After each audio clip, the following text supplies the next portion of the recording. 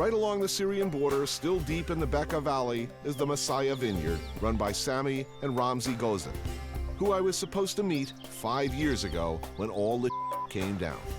They bombed the factory right across there. Oh, really? Yeah. So it's not really the best memories.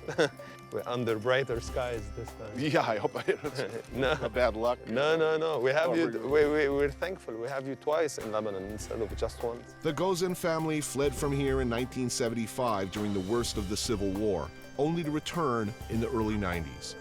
The brothers set about making high-quality arak, the anise-seed flavored liquor you should be well familiar with by now. I know I am. Also, they're making red and white table wines of increasingly good quality. We don't have in Lebanon the culture of aging the wine. We harvest in September and we drink the wine in January, February. Fruity wines, easy drinking wines, much better the food than heavy, tannic, full-bodied wines. I'll just tell you, President, I'm by no means an authority or even a serious wine drinker. But more and more, these are the wines that make me, I don't know whether I'm going to call it a religious experience, but happy to be alive and drinking a glass of wine. Is that normal? No, this is maturing. During the bad times, while trying to get this place up and running, the two brothers slept next to AK-47s. Now it's a popular spot for visitors from Beirut and elsewhere. And they've even started a restaurant, a casual place serving Lebanese specialties, all prepared by local housewives, they say. This is a potato salad. That's beautiful with parsley and olive oil and nuts. That's spaghetti with yogurt. I'd call it Lebanese spaghetti. The menu changes, but I see cabbage salad, grilled eggplant, tomato and halloum cheese, pasta with laban, that's a local sheep's milk cheese, labneh, of course, that's another famous local cheese, fresh runner beans. I'm fascinated that you chose to not have professional cooks. Exactly. That, as you said, you call them housewives. Obviously, housewives who cook really, really well. I think we didn't want to compare ourselves with a traditional restaurant. We prefer to have a more like a countryside food, the Lebanese old-fashioned food. We wanted to revive our traditions of how our parents lived. Lebanon is, in general, is an anomaly in this part of the world. It's a magical confluence of forces and cultures here that's unlike any place else. The cuisine that Lebanon produces is really one of the best in the world. Yes.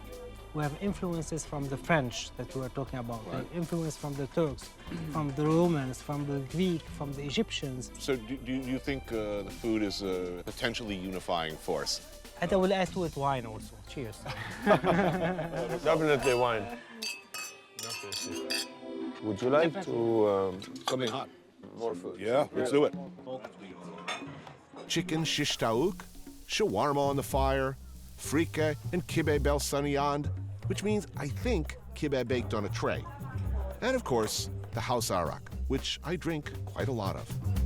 Arak, it's very much the way we preserved wine in this country in the old days. Nothing but anise-seeds, no colorings, no flavorings, nothing. You add some water to it. It blooms. Yeah, it crystallizes. This is the drink of the lions, they call it in this part of the world. There's something very sexy about that blooming. And what about the taste? No, I'm already, you know, as Ramsay well knows, I've been hitting this hard. And this is an extraordinary one. Thank you.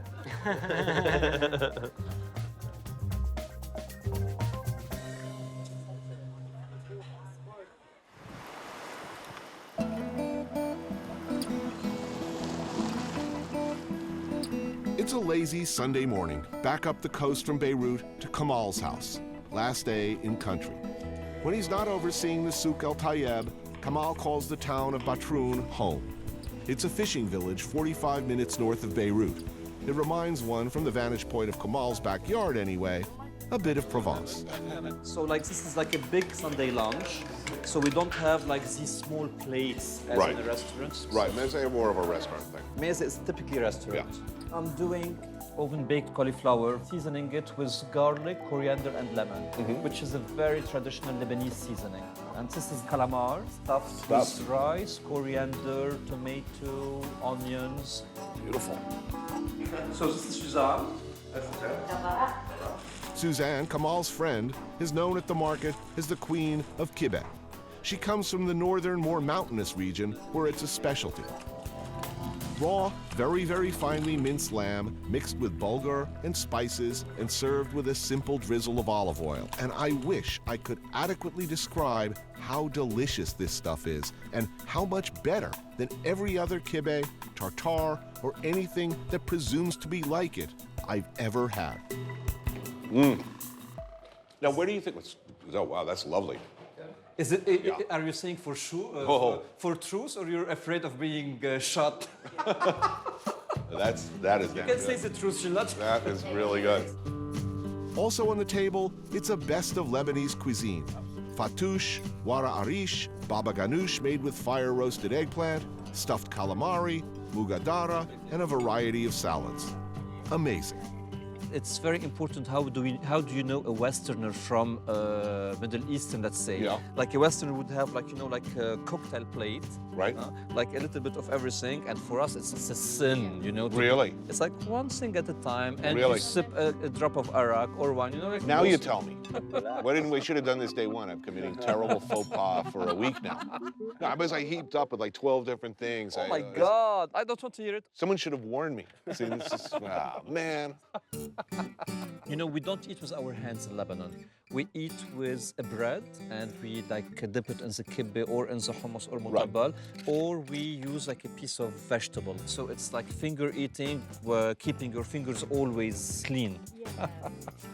Well, let me grab one of these. I can grab one of these with my fingers. That's okay. So, I'm gonna go for the kibbeh next, I think. Perfect. So you eat some and then you take a bite, alternate? No, what I do is She made it though. What does she think of this practice? olive oil. How does Suzanne, Kibbeh Queen, eat it? بياكل بصلة وبياكل نعناع معها. Mint, maybe. Bit of mint and onion. She's serving you. You definitely need some bread, I think. Some flat, soft bread. هو قال لي كيف انا باكلها هلا هي Thank you. That's Ah. how she eats it. So Interesting. I'm gonna do both styles here. Notice I'm. Try different ways. You have to say it's perfect for both. no. Delicious. It's a whole different thing. Yeah. A whole different dish. If this were my garden and I was sitting here on a Saturday afternoon alone with a glass of rosé, I would eat it like this. If it was late at night and I just came back from the clubs and I was stoned and hungry, I would totally be eating. You're like, oh man. Oh yeah. One's is the stoned version. Hey, there's a lot to be said for that. All right.